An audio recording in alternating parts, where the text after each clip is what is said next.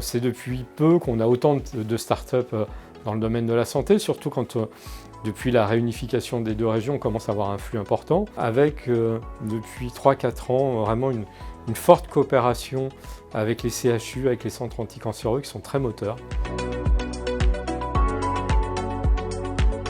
Tous les domaines concernant la Health-Tech vont finalement du préventif, c'est-à-dire le sport. Et les gestes aussi qui permettent d'avoir un réveil musculaire, de suppléer le kinésithérapeute ou l'ostéopathe, et notamment je pense à Skiway. Il y a tous les outils, l'outillage du médecin qui va faciliter la vie du médecin, que ce soit dans sa propre gestion, de manière à ce que le médecin puisse consacrer le plus de temps possible à ses patients. Ça peut aller dans le dispositif médical, donc un dispositif qui va permettre de mieux mesurer la détection d'un cancer, mieux mesurer la détection d'un virus, comme ça peut être aussi des nouvelles façons de fabriquer des médicaments. Donc là, on rentre dans les biotech.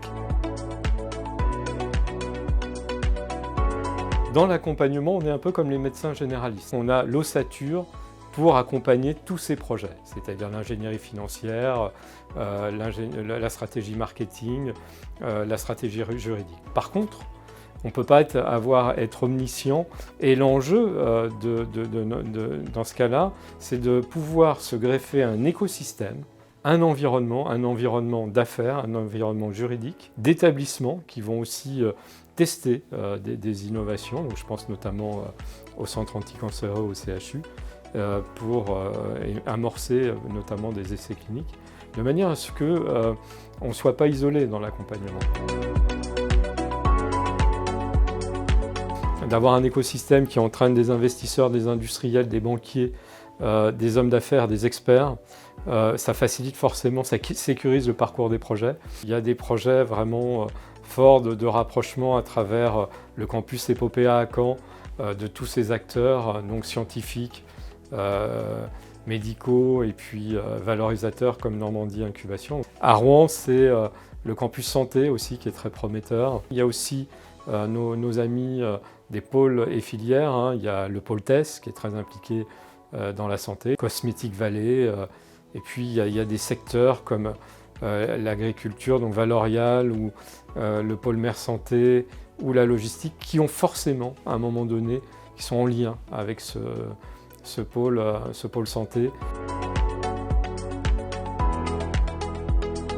Les projets sont de plus en plus prometteurs, c'est-à-dire que d'ici 5-10 ans, c'est à peu près entre 1500 et 2500 emplois. Les acteurs se connaissent, ont envie d'aller dans le même sens. Plus cet écosystème sera mobilisé et plus la Normandie aura la capacité non seulement d'accompagner ces projets endogènes, c'est-à-dire ceux qui naissent en son sein, mais aussi d'être attractif pour des projets extérieurs à la Normandie. Par contre, il ne faut jamais se satisfaire de ça, il faudra avoir des projets ambitieux, répondre à des appels à projets très structurants, de manière à pouvoir se démarquer de ce qui se fait au niveau national ou européen.